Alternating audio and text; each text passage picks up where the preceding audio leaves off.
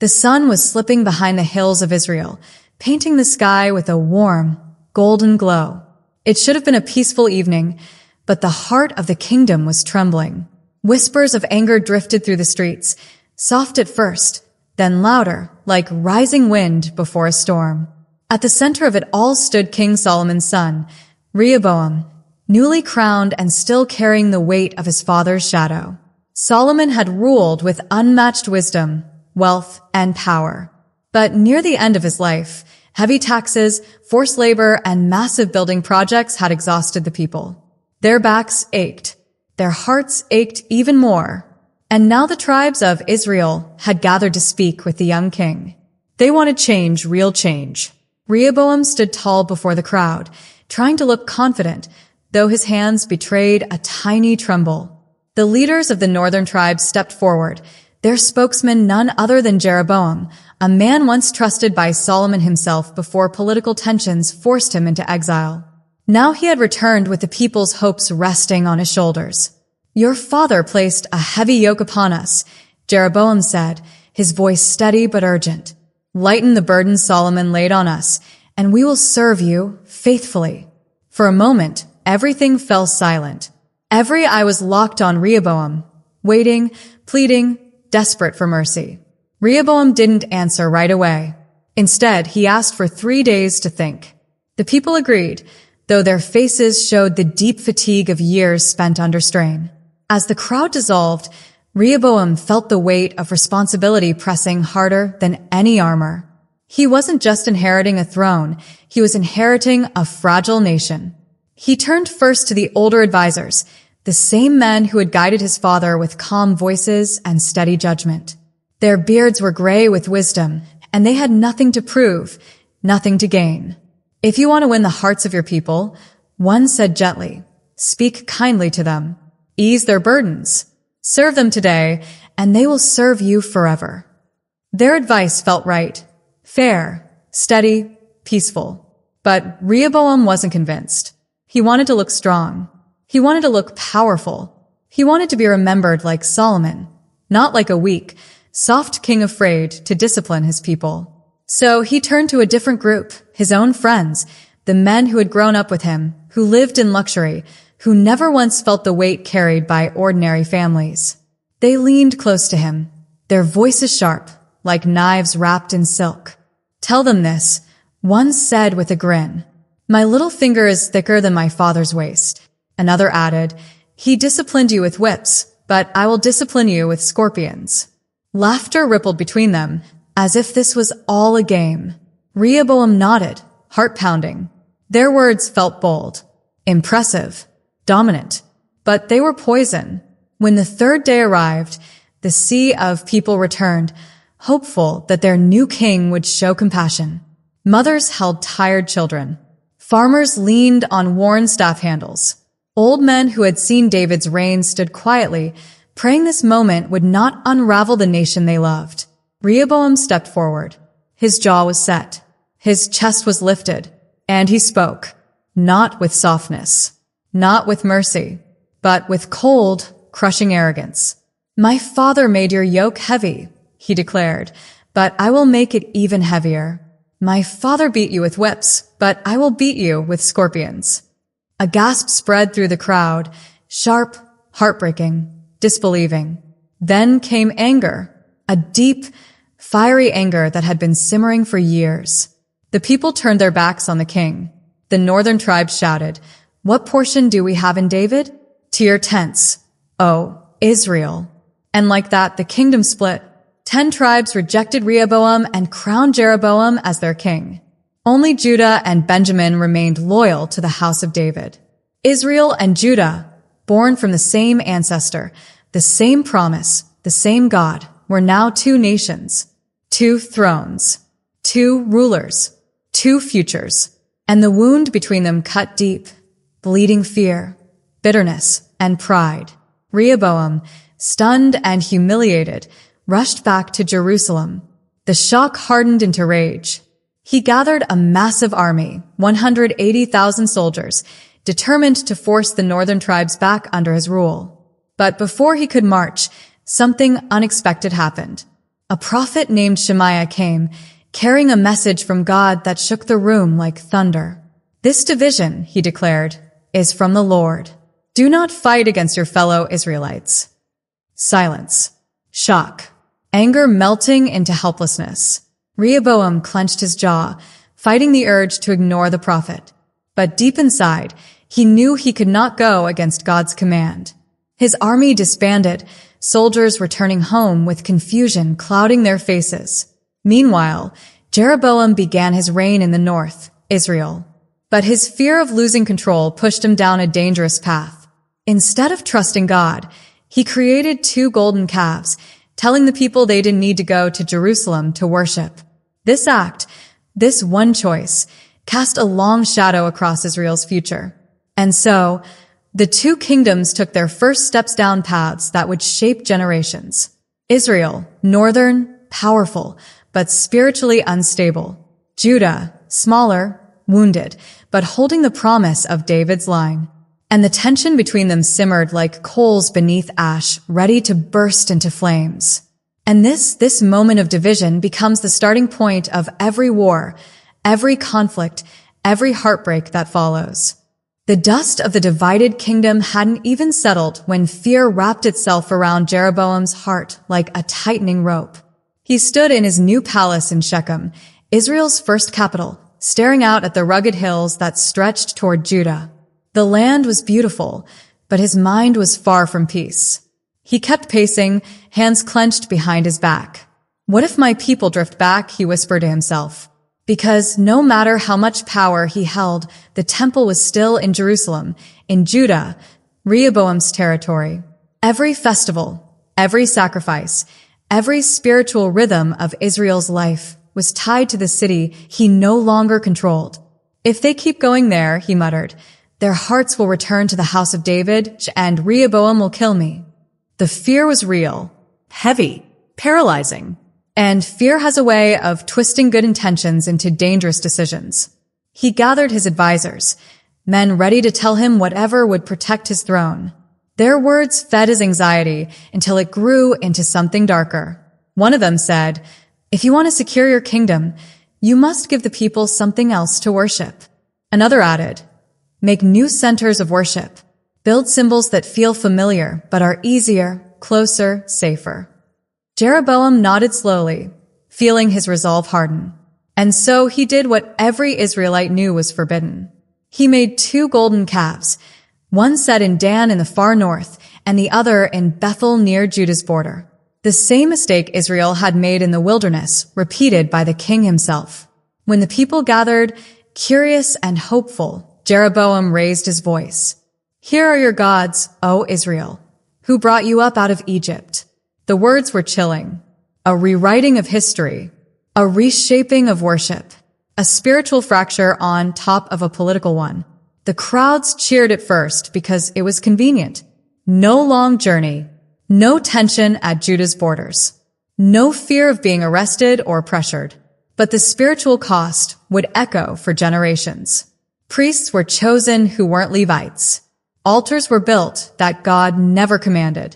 And a festival was created that mimicked Jerusalem's but had none of its blessing. Judah watched all this with disbelief. Rehoboam heard reports every week. Golden calves, new altars, false priests, people turning away from the temple. The news struck him like a blade. Not because he was a righteous king, he had many flaws, but because he understood what this meant. Israel was drifting away from God's covenant, and that spiritual divide would soon turn political, then military. One morning, as the sun filtered through the palace windows in Jerusalem, Rehoboam gathered his advisors. "Israel mocks the Lord," he said through clenched teeth. "And they mock us. Are we to sit here while Jeroboam builds golden idols?" His advisors exchanged uneasy glances. The older ones were cautious. The younger ones, not so much. One of the younger counselors stepped forward. "We still have a strong army," he said. "And Judah stands with you. Benjamin stands with you. If Israel keeps provoking us, we cannot remain silent." Rehoboam nodded, though a small tremor of doubt ran through him. He tried to hide it beneath the surface of his anger. But before Judah could act, Something else was happening quietly across both kingdoms. People were moving. Families from the north, priests, Levites, worshippers devoted to the true temple, began migrating south, leaving their homes, their land, their tribes. One old Levite father in Israel spoke to his children as they packed their things. "We cannot stay here," he said. "Jeroboam has shut the doors of worship. We must go to Judah." His daughter asked, "But that means we leave everything?" He placed a gentle hand on her shoulder. "Sometimes following God costs us what we love, but He restores what matters most." Across Israel, many families made the same choice. They walked dusty roads, carrying baskets, blankets, scrolls, and memories. Some looked back at the hills of their homeland with tears in their eyes. Judah welcomed them. These migrating worshippers and the sudden population shift strengthened Rehoboam's kingdom. But it also deepened Jeroboam's anxiety. "If this continues," he muttered in the throne room, "Judah will grow stronger than us." He called for fortified cities to be built, walls, gates, watchtowers. Israel began preparing for the inevitable war. Though neither king spoke the word yet, both were already living in it. Meanwhile, God was watching, and He sent a prophet, a bold, fiery one, to confront Jeroboam in Bethel. On the day Jeroboam was offering sacrifices at his new altar, surrounded by crowds, a young prophet from Judah appeared unexpectedly. His presence silenced the noise. His eyes burned with truth.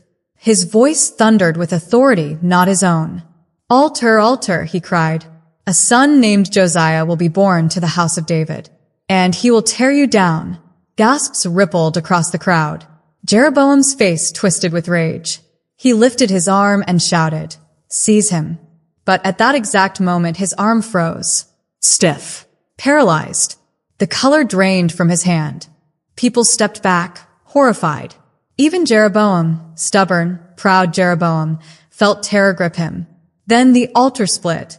The ashes poured out, just as the prophet had declared. Jeroboam's eyes widened. "Please pray to your God that my hand may be restored." The young prophet prayed, and God restored the king's hand. It was grace, pure grace. But Jeroboam did not change. Fear still ruled him. Pride still misled him. Israel slipped deeper into spiritual confusion.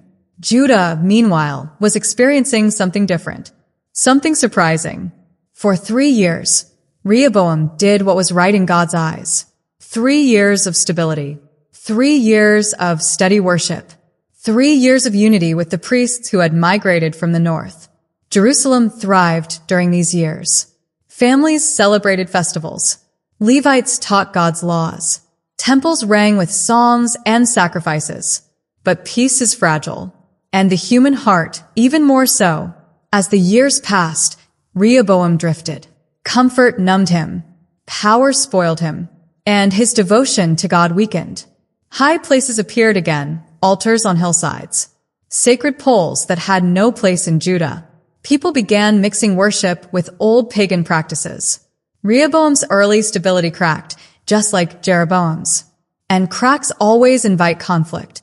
One evening, as torches flickered along Jerusalem's walls, Judah's commander approached the king. "My lord," he said quietly, "Israel's forces have been gathering near the border." Rehoboam stiffened. "How many?" "We don't know the exact number yet, but it's not patrol movements. It's preparation." The room filled with tension. The spark of war was finally taking shape. Jeroboam, in the north, paced again, this time with hardened resolve. "If we don't act now," he told his advisors, "Judah will rise above us. They have priests. They have worshippers. They have numbers. They have the temple." His voice darkened. "We will strike first." Israel prepared its army. Spears were sharpened. Shields repaired. Horses fed and armored. Judah did the same. Families on both sides felt the rising fear. Mothers held their sons longer. Fathers prayed over their homes. Children asked questions no parent wanted to answer. For the first time since the division, the brothers Israel and Judah were about to face each other with swords drawn.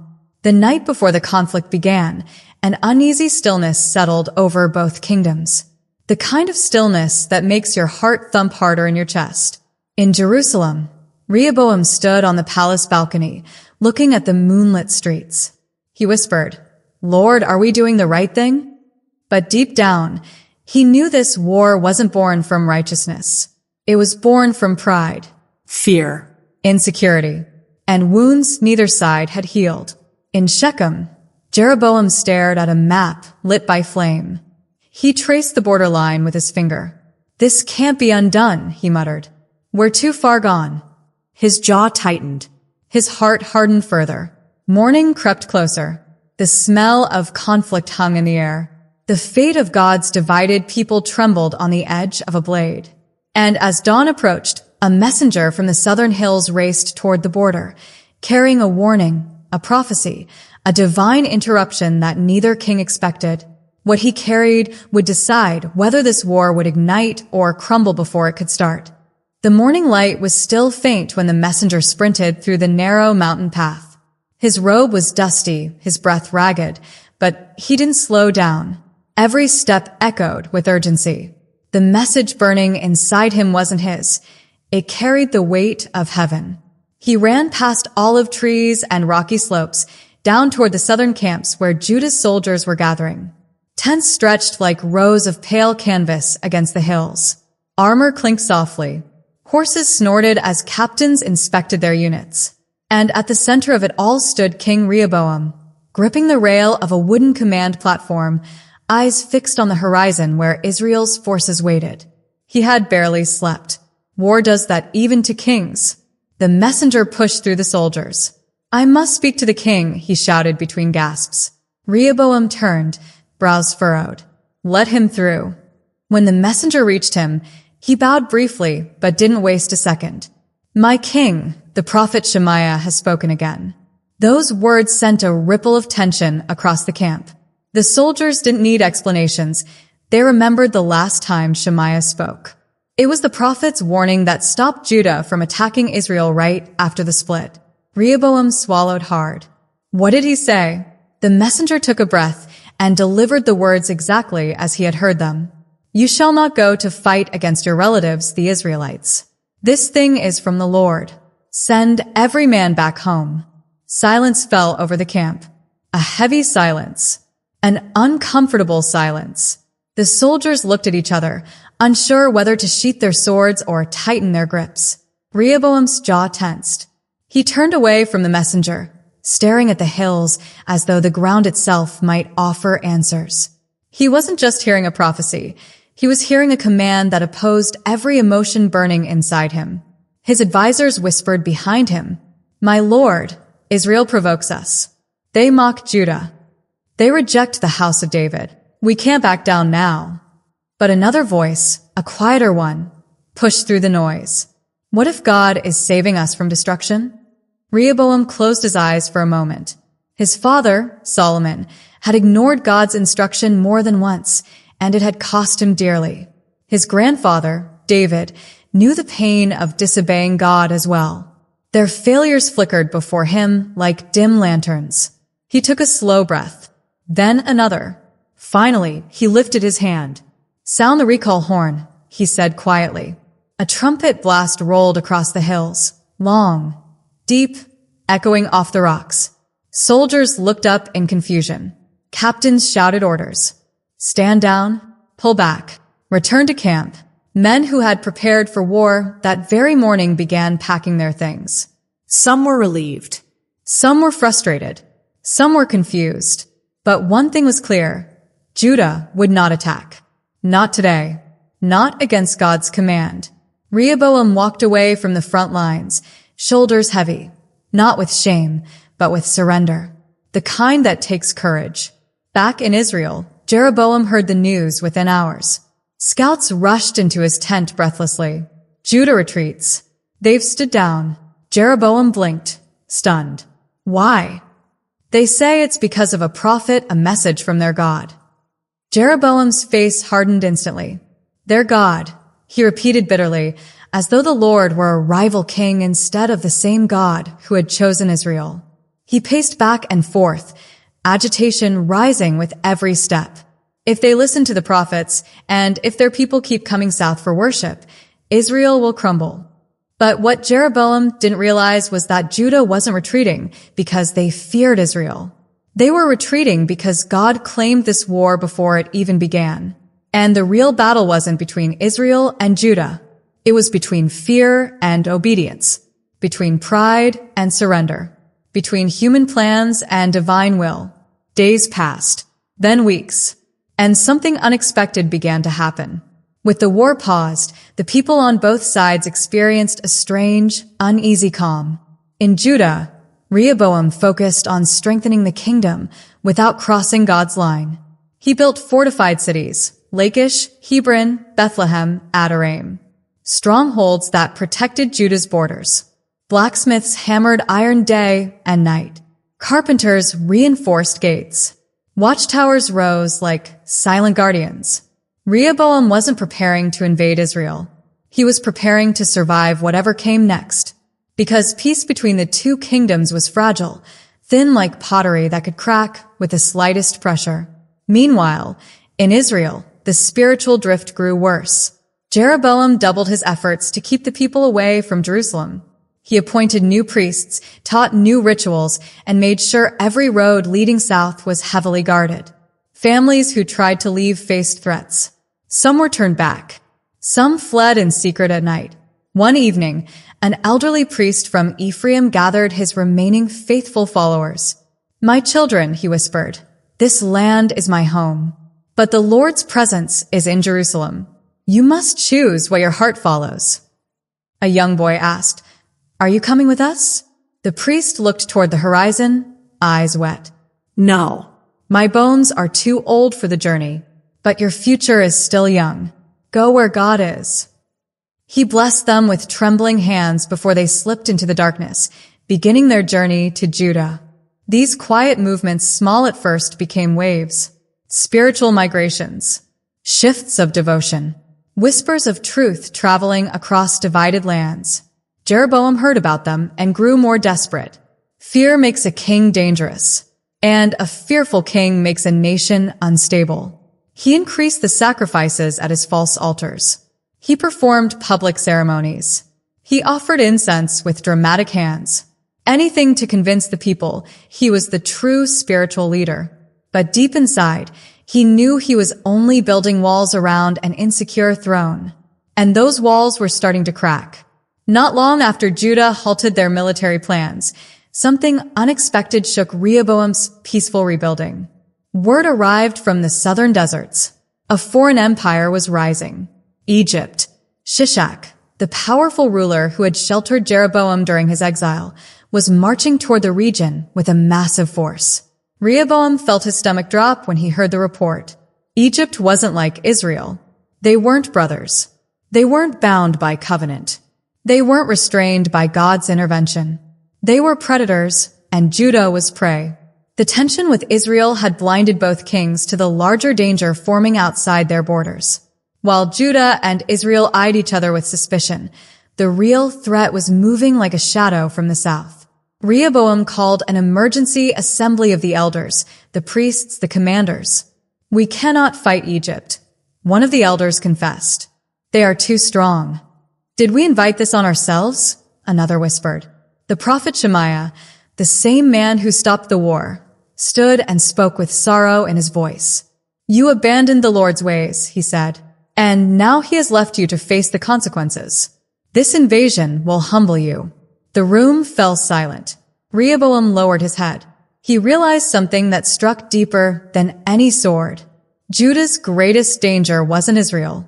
It wasn't war. It wasn't division. It was the distance growing between them and God. And humiliation was coming. As Egypt advanced, people in Judah prepared for the worst. Mothers hid their valuables. Fathers stored grain. Children sensed fear in every whispering corner. Rehoboam strengthened the walls even more, but it felt like trying to hold back a storm with bare hands. Israel watched from the north. Jeroboam hesitated, unsure whether Egypt's invasion was an opportunity or a warning. After all, Shishak had once sheltered him. But empires have no true friends, only interests. The two divided kingdoms were about to face their first external war after the split. A war neither side was ready for. A war that would expose their weaknesses.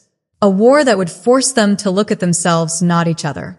As Egypt's army approached, with chariots gleaming and soldiers shouting battle songs, the land trembled.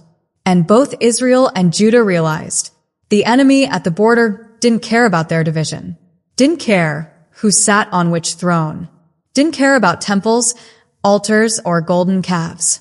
To Shishak, they were simply land to conquer. And as Egypt's banners rose in the desert wind, the divided children of Israel stood on the edge of their first true crisis since the split. A crisis that would test whether they could survive as two kingdoms or fall as one broken people. And this is where the storm truly begins. The first signs of Egypt's arrival were the clouds of dust swirling far beyond Judah's southern hills. At sunrise, shepherds saw the haze and hurried into the nearby towns with trembling voices. An army is coming, and it's huge. By midday, the reports were clear. Chariots with golden rims. Soldiers with shields covered in bronze. Banners snapping like angry flames in the desert wind. Shishak, Egypt's fierce ruler, had come not with a warning, but with domination in his eyes. Inside Jerusalem, Rehoboam stood on the palace balcony as scouts rushed in one after another, each with worse news than the last. Libnah has fallen. They captured Adoraim. Lachish couldn't hold them.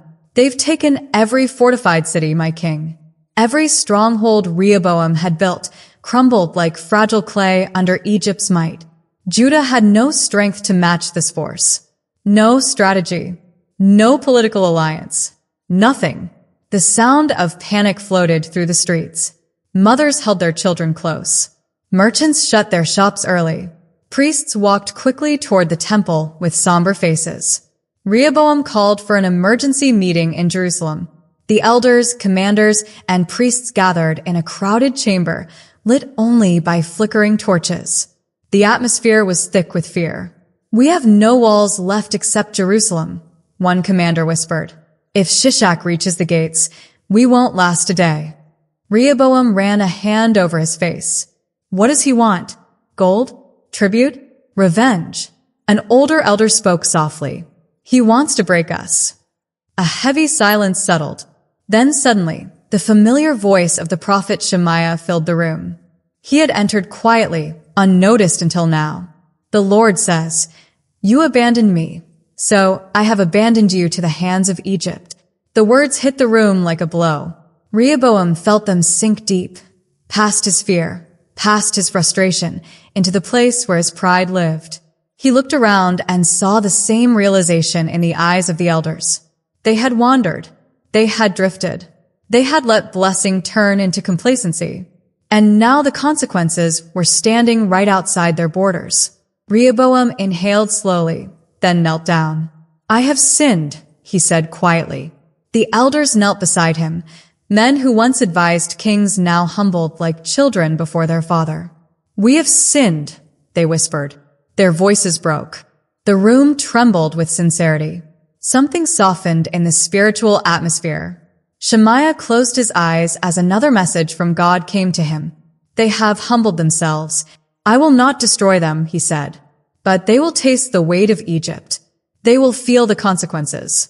They will learn that serving me is lighter than serving the kingdoms of this world." The sigh that escaped Rehoboam's chest was half relief, half sorrow. He knew what was coming next. The next morning, Egypt's army reached Jerusalem. They marched with thunderous steps, their shadows stretching over the city walls. The people climbed rooftops to catch glimpses of the foreign soldiers glinting under the sun. Trumpets blared. Shields clashed. Chariots formed tight circles around the gates. Jerusalem held its breath. Shishak himself rode forward on a tall chariot decorated with painted wings. He raised his hand, signaling silence to his troops. Then he waited. Everyone in Jerusalem knew what he was waiting for. Submission. Rehoboam stepped out of the main gate, escorted only by a handful of officials. No weapons. No army. Nothing except humility. He walked toward the towering foreign king. Dust clung to his sandals. His robe fluttered in the dry wind. When he finally stood before Shishak, he bowed his head. "What will you take?" Rehoboam asked, voice steady but low. Shishak smiled, a cold, thin smile. "Everything you value." And he did. Egypt's soldiers swept into the temple chambers and the palace storerooms. They carried out gold shields, treasures Solomon had gathered, offerings stored for future generations. The golden shields, symbols of Israel's former glory, were taken and melted into foreign victory. Rehoboam watched quietly as they left the city with carts of treasure. Nothing he said could stop them. Nothing could reverse the moment. Judah wasn't destroyed physically, but they were wounded deeply, spiritually, emotionally, historically. When the dust settled and Egypt's army faded back into the desert, Jerusalem stood bruised but breathing. Rehoboam walked through the nearly empty treasury rooms, each echo bouncing back like a reminder of what had slipped through his fingers. The priests looked sad. The elders looked tired. The people looked ashamed. But Shemaiah approached him gently. "This is not your end," he said. "This is a lesson. You will rise stronger if your heart stays humble." Rehoboam nodded. He finally understood. A kingdom can survive the loss of gold, but not the loss of God. While Judah was learning humility, Israel was watching from the north with mixed emotions. Some celebrated Judah's defeat. Some feared Egypt's power. Some wondered if they would be next. Jeroboam, however, felt only one thing: relief. "As long as Judah is weakened," he muttered, "my kingdom is safe." But he was wrong. Israel's danger was not Egypt. It was the spiritual rot spreading through its core. People were still drifting away. The golden calves were still worshipped. The priests Jeroboam handpicked were still performing rituals that had no place in Israel's covenant. One evening, Jeroboam sat alone in his palace, staring at the false altar outside. A strange heaviness settled in his chest. He couldn't name it, but it felt like the quiet whisper of conscience. He stood abruptly and turned away. "No," he told himself. "If I change now, the people will question me. I must stay firm." So he hardened his heart again. And with that, the spiritual gap between Israel and Judah widened even more. As months passed after Egypt's invasion, Judah slowly rebuilt. Rehoboam replaced the stolen golden shields with bronze ones. They didn't shine like gold, but they were a reminder, a symbol of lessons learned. Every morning, guards marched with the bronze shields through the palace halls, and the sound of metal hitting metal echoed differently now. Less pride, more perspective. Rehoboam focused on restoring worship in the temple. He repaired damaged parts. He encouraged priests. He led national prayers for mercy. Some days, he still felt the sting of the humiliation. But he also felt something new growing inside him. Wisdom. Not Solomon's kind of wisdom. Brilliance and brilliance. A quieter wisdom. One shaped by mistakes, repentance, and grace. And the people of Judah followed their king's new direction. Families returned to Jerusalem with offerings. Levites taught children again. The songs in the temple felt more genuine, more heartfelt. Yet just as Judah was healing, something else was stirring across the border in Israel. Rumors, movements, unease. Jeroboam's throne, held together by fear and convenience, was beginning to shake. And the consequences of his spiritual rebellion were about to fall not just on him, but on the entire nation. Israel had avoided war with Judah. They had escaped Egypt's wrath, but they couldn't escape the slow judgment creeping toward them. Judah was rising. Israel was cracking. And the divided kingdom was heading toward the next turning point, one that would change their history forever. When the dust settled and Egypt's army faded back into the desert, Jerusalem stood bruised but breathing. Rehoboam walked through the nearly empty treasury rooms, each echo bouncing back like a reminder of what had slipped through his fingers. The priests looked sad. The elders looked tired. The people looked ashamed. But Shemaiah approached him gently. "This is not your end," he said. "This is a lesson. You will rise stronger if your heart stays humble." Rehoboam nodded. He finally understood. A kingdom can survive the loss of gold, but not the loss of God. While Judah was learning humility, Israel was watching from the north with mixed emotions. Some celebrated Judah's defeat. Some feared Egypt's power. Some wondered if they would be next. Jeroboam, however, felt only one thing: relief. As long as Judah is weakened, he muttered, my kingdom is safe. But he was wrong. Israel's danger was not Egypt. It was the spiritual rot spreading through its core. People were still drifting away. The golden calves were still worshipped. The priests Jeroboam handpicked were still performing rituals that had no place in Israel's covenant. One evening, Jeroboam sat alone in his palace, staring at the false altar outside. A strange heaviness settled in his chest. He couldn't name it, but it felt like the quiet whisper of conscience. He stood abruptly and turned away. No, he told himself. If I change now, the people will question me.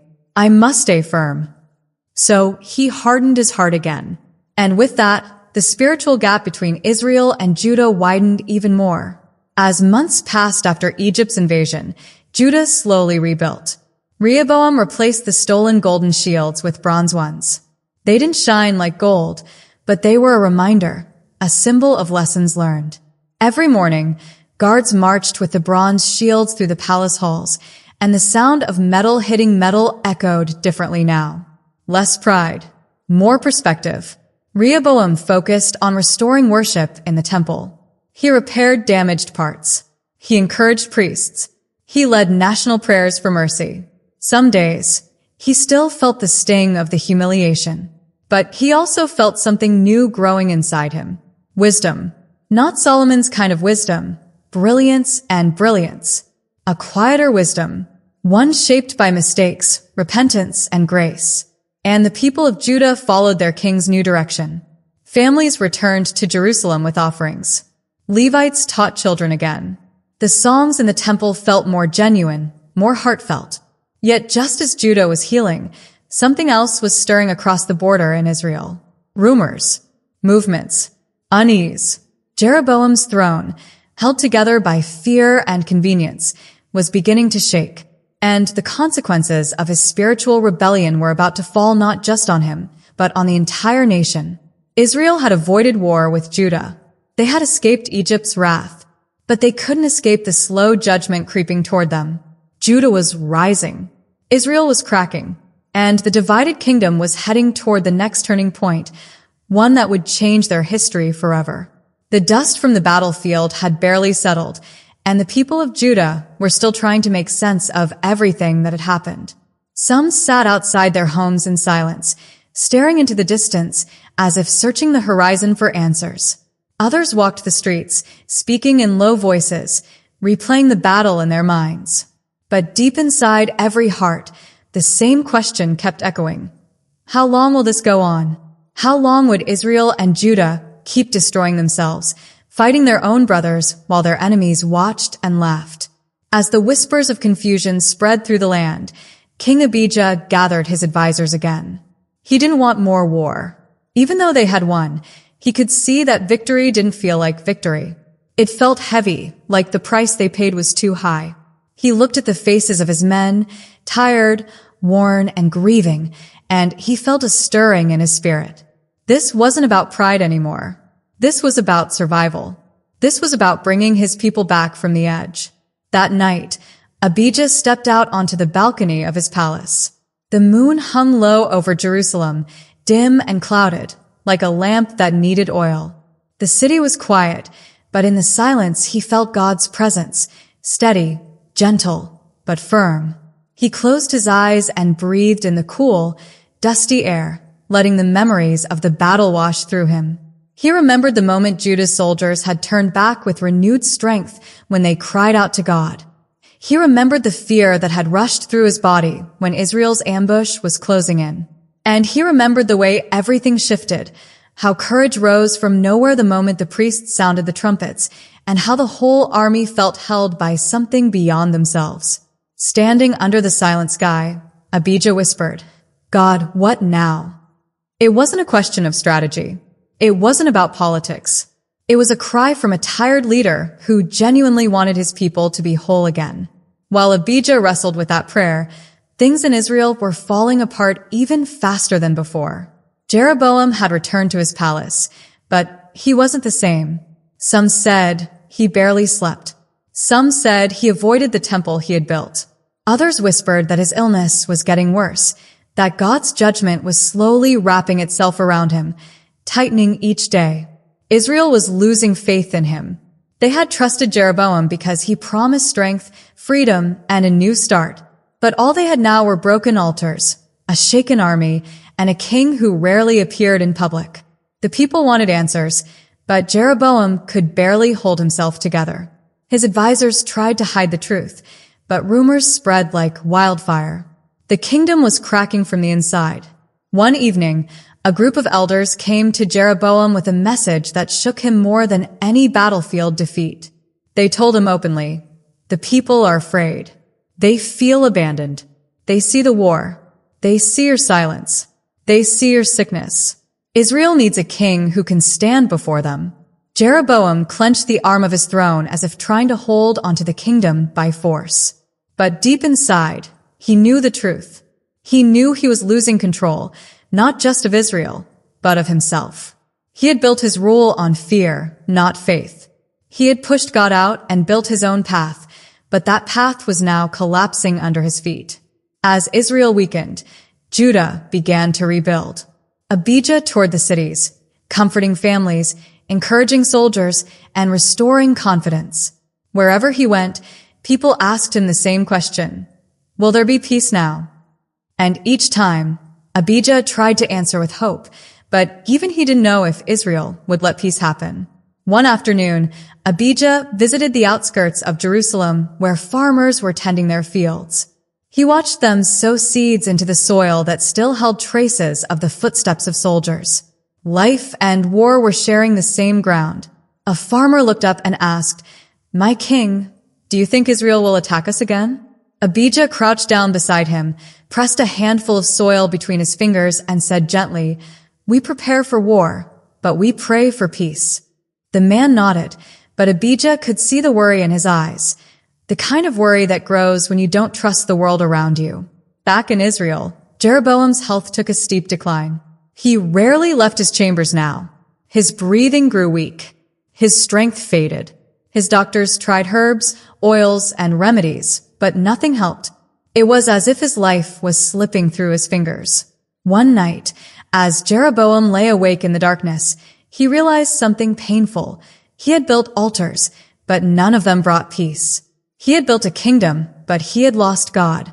He tried to pray, but his words felt heavy, unfamiliar, like speaking to someone you had ignored for too long. Tears ran down the sides of his face onto his pillow. For the first time in years, he felt truly alone. Meanwhile, Judah prepared for the possibility of another war. Scouts patrolled the borders. Soldiers trained day and night. Priests prayed for protection. Even though they didn't want conflict, they could sense that something dangerous was stirring in the north, something desperate. As weeks passed, the tension between the two kingdoms thickened like fog. No messages were exchanged. No peace attempts were made. Israel grew weaker, but sometimes weakness makes a kingdom unpredictable, not peaceful. One morning, as Abijah sat with his generals discussing border defenses, a messenger sprinted into the hall, breathless and pale. Everyone turned toward him, waiting. "My king," the messenger said, "a strange movement has been spotted in Israel. Troops gathering on the northern hills, but they're not marching. They're just waiting." The room froze. Abijah stood slowly. Waiting for what? The messenger shook his head. "We don't know. They're silent. No banners. No signals. Just waiting." Abijah exchanged uneasy glances with his advisors. Something wasn't right. Armies don't gather without a purpose. But armies also don't stand still unless they're waiting for a command. And the only man who could give that command was Jeroboam, a man who was barely holding on to life. "Prepare the men," Abijah ordered. "But don't provoke them. Not yet." That night, Abijah couldn't sleep. He walked through the palace halls, past the flickering torches, past the guards who bowed as he passed. His mind kept circling the same thought. Why was Israel gathering? What were they planning? As he stepped outside into the cool night, he lifted his eyes toward the north. Somewhere beyond those hills, the kingdom of Israel was trembling from sickness, from fear, from the cracks spreading through its throne. And then, like a whisper carried on the wind, Abijah felt something shift. A sense of coming change. A sense that the war between these two kingdoms was entering a new phase, not of swords and shields, but of fate. Something bigger than both nations was moving. Something that would decide the future of the entire land. Abijah closed his eyes and breathed deeply, grounding himself. The night around him was still, but inside him a storm was gathering. The kind of storm that comes before destiny reveals itself.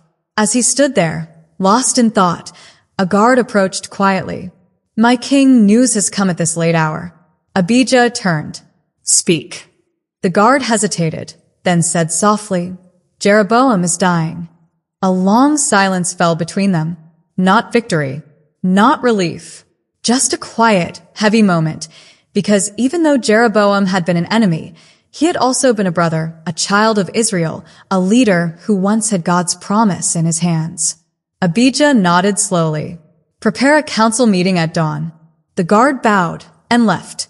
Abijah remained standing under the night sky, feeling the weight of what was coming next. The fall of a king was never just the fall of one man. It meant shifts in power. It meant uncertainty. It meant new dangers and new decisions. Dawn arrived slowly, washing the sky with a pale, tired light. Jerusalem felt unusually quiet, as if the entire city was holding its breath. Word had spread through the streets before sunrise. Jeroboam was dying. People whispered it in doorways in markets near the wells. Some spoke it with relief, others with sorrow, but most with a heavy uncertainty. No one knew what his death would mean for Israel or for Judah. Inside the palace, Abijah moved through the halls with a seriousness that made everyone step aside. He hadn't slept. He couldn't. A kingdom was about to face a storm, and though the man who had caused so much division was taking his last breaths, the aftermath could be just as dangerous as the war itself.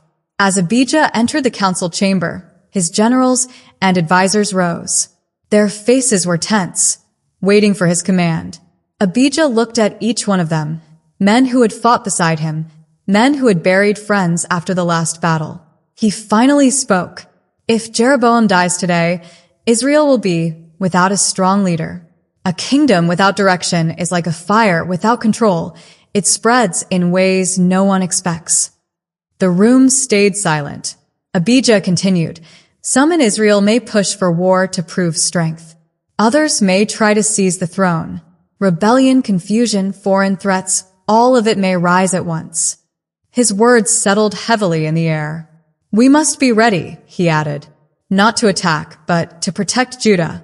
His generals nodded. They understood. The danger wasn't just swords from Israel, it was instability, chaos, desperation. While Judah prepared quietly, Israel was drowning in turmoil. In Jeroboam's palace, the atmosphere was suffocating. Servants rushed through corridors with trembling hands. Priests whispered nervously. Advisors argued in corners. No one knew who would take the throne. No one knew how much power the next king would have. And no one knew whether God's judgment had only just begun. Inside the king's chamber, Jeroboam lay weak and pale, struggling for every breath. His once commanding voice was now barely a whisper. He stared at the ceiling, eyes glassy, haunted by memories he wished he could rewrite. He remembered the day God had chosen him, the promise of a kingdom, the call to lead. He remembered how fear took over, how he built false altars, how he tried to control the people instead of trusting God. He remembered the prophet's warning and how he ignored it. Each memory stung like cold iron. His wife sat beside him, holding his frail hand. She had walked this painful road with him, from hope to rebellion to judgment. Tears slid silently down her cheeks as she whispered, "Jeroboam, is there anything you want to say?" He struggled to speak. "Tell the people. I failed them." She pressed his hand to her forehead, trying not to sob. Outside the chamber, the murmurs grew louder. Israel was waiting for its king to die, waiting to see what would rise from the ashes. Hours later, a priest stepped out of the room with his head lowered. Jeroboam was gone. The palace erupted into chaos. Advisors shouted over each other. Generals demanded orders. Servants ran back and forth. Every faction in Israel wanted control, and no one agreed on who should lead. The kingdom was shaking, the way earth trembles before a cliff collapses. News traveled fast. Before sunset, riders reached the borders of Judah carrying the report. Jeroboam is dead. Abijah received the message with a long, heavy breath. Not triumph, not joy, just a slow, reflective moment. May God judge him with mercy, he whispered. Then he looked at his commanders. The true test begins now. That night, Judah's borders lit with fires from watchtowers. Soldiers stood ready, shields at their sides, spears in their hands. But Abijah issued one important command. No one moves unless Israel moves first. He didn't want to be the king who struck a broken neighbor. But he also knew broken neighbors could be unpredictable. Meanwhile, Israel struggled to choose its next leader. Some elders pushed for Nadab, Jeroboam's son. He is young, they argued, but he carries the royal line. Others disagreed fiercely. Jeroboam brought judgment on us. His son will continue it. Arguments turned to shouting. Shouting turned to threats. In the midst of the arguing, Nadab entered the hall. He was quiet, controlled, and surprisingly steady for a young man facing a nation's chaos. He raised a hand, and the room slowly fell silent. I do not want bloodshed among brothers, he began. If I sit on this throne, it is not for pride. It is to stabilize Israel. But I will not force myself onto a people who do not want me. Some nodded respectfully. Others looked away, unconvinced. But Nadab's calm presence was enough to soften the tension. After a long debate, the council finally agreed. Nadab would be king. Not because everyone trusted him, but because they had no better choice. But the cracks in Israel were already deep. As Nadab took the throne, rebellions sparked in different cities. Old rivalries resurfaced. Nobles plotted quietly. Some soldiers refused orders unless they were certain who truly held power. And while Nadab tried to steady the ship, Israel continued to sway like a boat caught in violent waves. Judah watched all of this from a distance, not daring to interfere, but staying alert. Abijah spent hours in prayer, seeking guidance. He wanted peace, desperately, but he also sensed something dark forming across the border. One afternoon, as Abijah sat with his son Asa, who was still young but wise beyond his years, he said softly, "Remember this, my son. When a nation loses God, it loses itself. Israel is our family, but family can still destroy itself from within." Asa nodded, absorbing every word. Abijah added, "Someday, you will lead Judah. And when you do, remember the mistakes of Jeroboam. Do not lead with fear. Lead with faith." Asa placed a hand on his father's arm. "I will, father." Meanwhile, in Israel, Nadab faced his first true test. A powerful military commander named Baasha began gathering followers. He whispered in the shadows, "Nadab is weak. Israel needs a strong hand and new dynasty." His voice spread like poison, quietly attracting soldiers and nobles who were tired of instability. Nadab's advisors warned him, "Baasha is dangerous. He's building a force." Nadab tried to address the issue peacefully, sending messengers, calling councils, offering unity. But Baasha had already tasted ambition. He wasn't interested in peace. And so Israel began sliding toward another conflict, this time not with Judah, but within its own borders. As reports reached Jerusalem, Abijah felt his heart sink. "Israel is bleeding itself," he murmured. "If they fight each other, the whole land will burn." He gathered his council once again. "We will not interfere," he said firmly, "but we will remain prepared. The instability may spill over." Days turned into weeks, and Israel's tension grew sharper. Baasha's forces moved strategically, surrounding key cities, cutting off supplies, winning soldiers through fear and promises. Nadab, though earnest and sincere, was losing ground. Then one evening, as soldiers patrolled the border, a rider from the north reached Judah's outpost. His voice trembled. Israel is on the edge of civil war. Baasha is preparing to strike. When Abijah heard this, he closed his eyes, the weight of it pressing down on him. Another war, more blood, more division. That night, he walked alone through the palace courtyard. The night air felt cold against his skin. He looked up at the stars, scattered like distant promises, and whispered, "Lord, how much longer must your people suffer?" A gentle wind rustled the olive trees, but no answer came. As he stood there, lost in thought, another messenger arrived, breathless, covered in dust. "My king, the conflict in Israel has begun."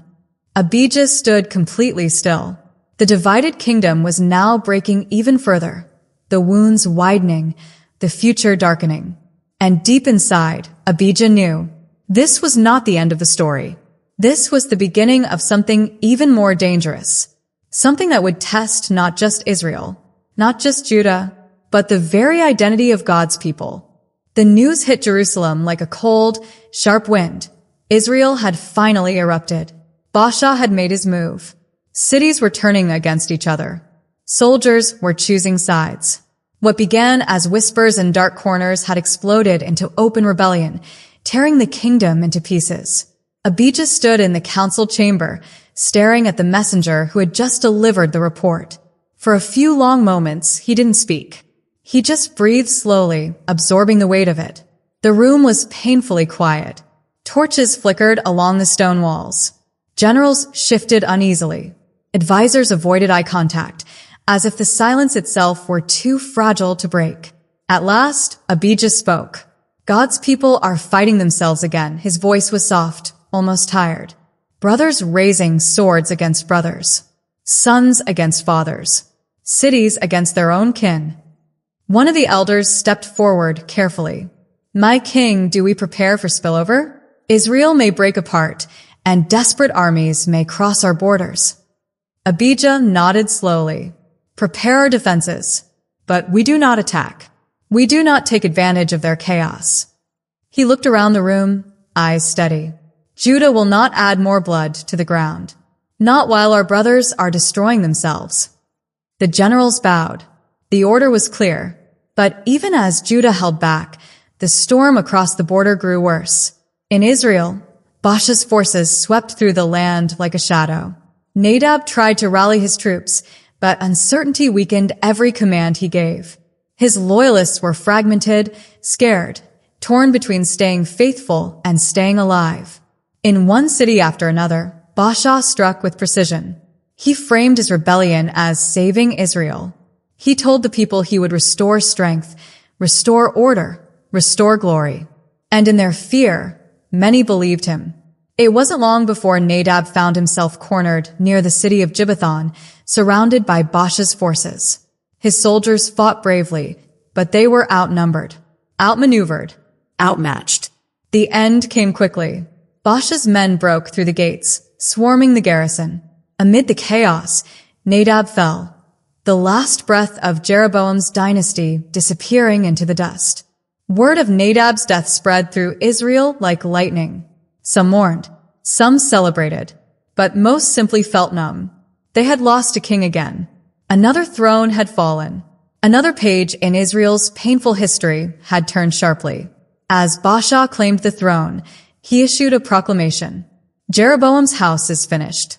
His line ends today. His first act as king was brutal, swift, and absolute. He wiped out Jeroboam's entire family line to secure his rule. No rivals, no threats, no living symbol of the previous dynasty. The kingdom trembled under the weight of fear. When news of Baasha's rise and Nadab's fall reached Jerusalem, Abijah's heart sank. He stood on the palace balcony, watching the sun set behind the hills of Israel, and whispered to himself, "Another king, another cycle. When will they return to God?" Judah remained watchful but calm. The people tended their fields. Merchants opened their shops. Priests prayed at the temple. But everyone knew Israel's instability could spill south at any moment. Meanwhile, Baasha wasted no time asserting power. He fortified key cities. He reorganized the army. He replaced advisors with loyalists. And most dangerously, he prepared a new strategy against Judah. He believed that Israel could never fully rise unless Judah was weakened. And so his first major military move as king was not toward foreign enemies, but toward his own brothers in the south. He marched to Ramah, a short distance from Jerusalem, and began building a massive fortress. This wasn't just a military move, it was a chokehold. Whoever controlled Ramah controlled trade routes, food supplies, alliances, and travel between the two kingdoms. If Ramah fell under Israel's complete control, Judah would be trapped. When Abijah heard the news, he felt a knot tighten in his chest. He paced the throne room slowly, thinking, piecing the strategy together. Baasha wants to cut us off, he murmured. He wants to starve Judah into weakness. His advisors pressed in with concern. My king, Ramah cannot fall. If he fortifies it completely, we will be strangled. Should we march? Another asked.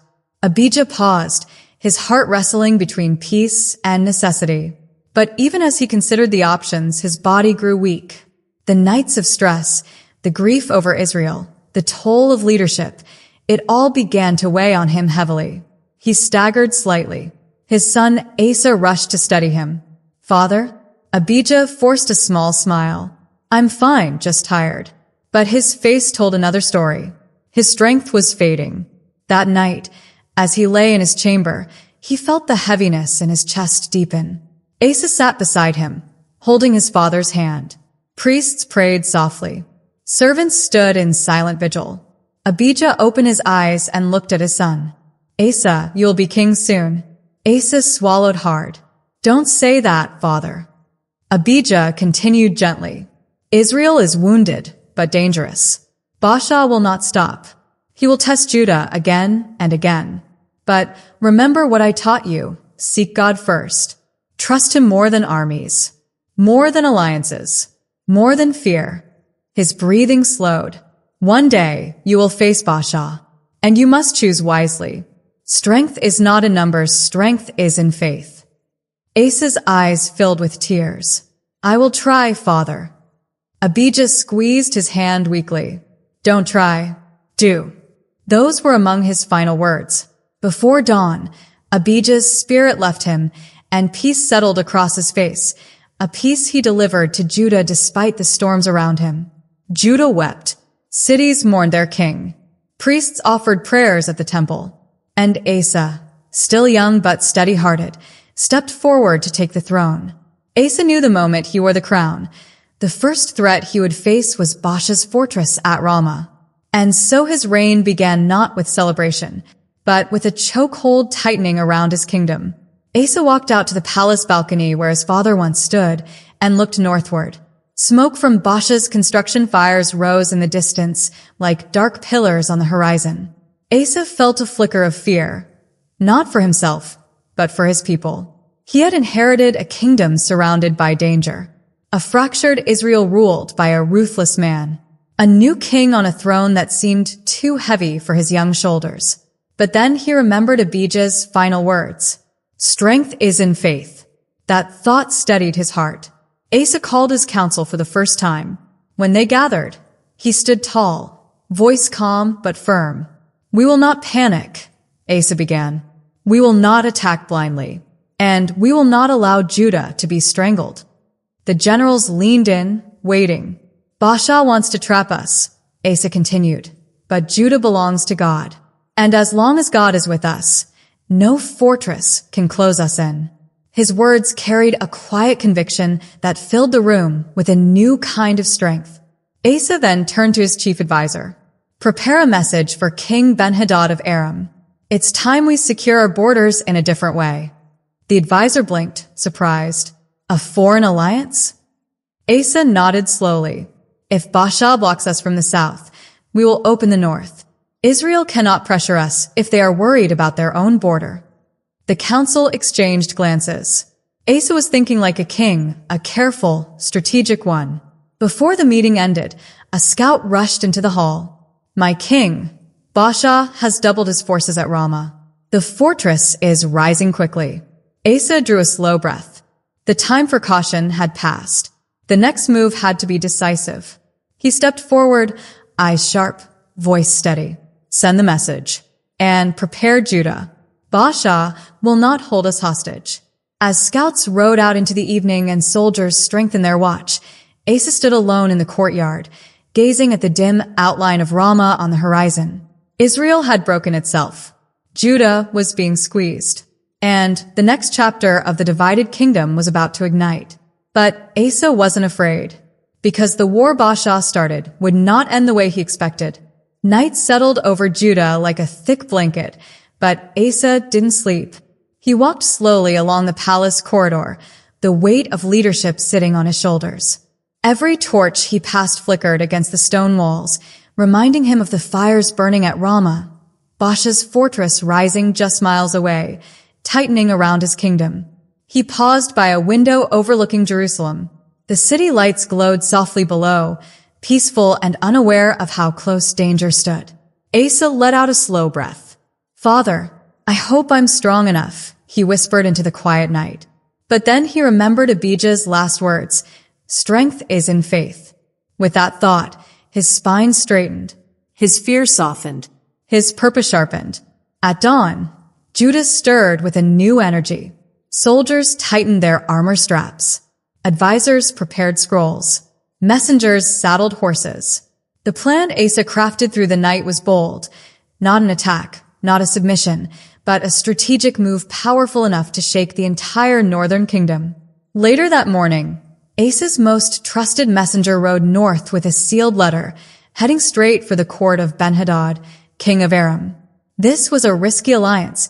Judah had rarely dealt closely with Aram, but the situation demanded something unconventional. In the letter, Asa wrote, "Break your treaty with Israel and stand with Judah. Let Baasha fight on two fronts.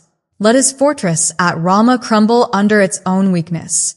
Ben-Hadad read the letter twice, stroking his beard thoughtfully. Aram had always watched Israel and Judah with interest, waiting for the right moment to tip the scales. Asa's offer wasn't just strategic. It was an opportunity. With a slow grin, Ben-Hadad whispered, "Israel has forgotten their borders. Judah has not." And he sealed the alliance. Not long after, Aram's armies moved swiftly down Israel's northern frontier. They struck cities that had grown comfortable under Baasha's rule, Ijon, Dan, Abel-Beth-Maachah, and others. Smoke curled into the sky as Israel scrambled to respond. When news reached Baasha at Ramah, he froze. His hands clenched at the edge of the fortress wall. His soldiers looked to him in confusion. They had expected Judah to panic, to crumble, to attack blindly. But Judah had done something far smarter. Baasha had no choice. He could not fight Judah and Aram at the same time. He barked orders furiously. "Pull back. All troops return north. Ramah can wait." Within hours, the construction fires died. The hammers fell silent. Baasha's grand blockade, the fortress meant to strangle Judah, stood in complete abandon. Israel's soldiers retreated north in a frenzy, leaving behind walls half-built and supplies scattered like broken plans. When scouts delivered the news to Asa, he closed his eyes and felt gratitude wash through him. Not pride, not triumph, just relief. Judah was safe. "God has broken the snare," he murmured. Then he issued a new command. "Bring the entire kingdom together. We're going to Ramah." By the next morning, thousands of Judah's workers gathered at the abandoned fortress. Men brought axes, carts, ropes, chisels. Women carried food and water. Children ran between the workers with excited energy. Asa walked among them, encouraging, thanking, strengthening them. They had not come to fight. They had come to reclaim what was used against them. Every stone Baasha had placed to trap Judah would now serve Judah's protection. Under Asa's leadership, they dismantled Ramah piece by piece. Every timber, every stone, every iron spike. For days, the sound of chisels and hammers echoed across the hills. Instead of fear, there was unity. Instead of panic, purpose. And when the work was finished, Asa ordered the materials to be carried to Geba and Mizpah, two fortresses guarding Judah's border. Judah had not only survived Baasha's plan, they had turned his threat into their strength.